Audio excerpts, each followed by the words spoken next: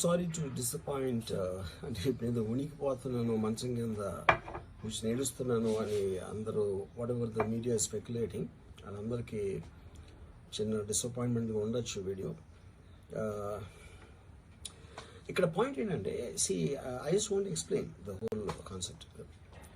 ఇప్పుడు నేను ఆల్మోస్ట్ ఒక 1 year బ్యాక్ ఏదో ట్వీట్స్ పెట్టాను అనే ఎలిగేషన్.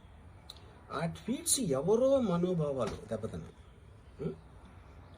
ఇక్కడ విచిత్రం ఏంటంటే, 1 year బ్యాక్ పెట్టిన ట్వీట్స్ 4 డిఫరెంట్ ప్లేసెస్లో, 4 డిఫరెంట్ జ్యూరిస్డిక్షన్స్లో నలుగురికి ఒకే 3-4 రోజుల వ్యవధిలో వాళ్ళ మనోభావాలు దెబ్బతిన్నాయి. వాళ్ళు ఆ పరంగా కంప్లైంట్ ఇవ్వడం, కేసులు పెట్టడం జరిగింది. ఇక్కడ పాయింట్ 1, ఎవరి మీద అయితే నేను పెట్టానని వాళ్ళు చెప్తున్నారో వాళ్ళకి లేదు, ఎవరో థర్డ్ పార్టీ, అసలు సంబంధం లేనివాడు. సో ఆ కాంటెక్స్ట్లో అసలు ఈ కేసు ఎలాగా, ఈ సెక్షన్స్ ఎలా వర్తిస్తాయి అనేది అప్పుడు ఆబ్వియస్గా నాకు వచ్చే అనుమానం కానీ, నాకు కానీ నా మనుషులు కానీ, ఇది ఒక పర్సిక్యూషన్ చేయటానికి ఒక పద్ధతి ప్రకారం ఉన్న అలౌబుల్ లాస్ని వాడుతున్నారా, లేకపోతే ఇప్పుడు వరల్డ్ ఓవర్ ఒక ఫినామినా ఏం జరుగుతుందంటే, పొలిటికల్ పార్టీస్ వాళ్ళు they are weaponising the systems of the police. అది అమెరికాలో జరుగుతుంది, యూరోప్లో జరుగుతుంది, ఇక్కడ కూడా జరుగుతుంది. అప్పుడు నేను ఏ ఒక్క వ్యక్తిని, ఒక పోలీస్ ఆఫీసర్ని కానీ, ఒక పొలిటికల్ పర్సన్ కానీ నేను బ్లేమ్ చేయట్లా. I think it happens in certain ఒక ఏమంటారు దాన్ని, ఒక వే. అది అందరూ కూడా ఎంతో కొంత అది చేయటానికి టెంప్టేషన్ ఉండొచ్చు. But eventually there is the law of the land which will take the final call. So అది that I completely agree, believe in that and I abide by that as a citizen. So ఇప్పుడు ఇక్కడ జరిగింది ఏంటి, నాకు ఒక notice వచ్చింది, నేను ఒక రిప్లై ఇచ్చాను, ఫలానా చోట ఫలానా తారీఖు నేను వస్తాను.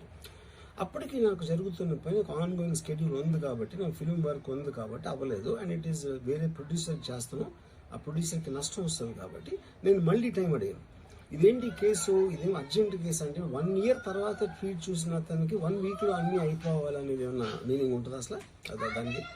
So which basically means it is being done for purposes other than the urgency of the case. ఇప్పుడు అర్జెన్సీ ఆఫ్ ద కేసు అంటే, మీరు మర్డర్లు గేడర్లు ఇన్ని జరిగి సంవత్సరాలు తీసుకుని,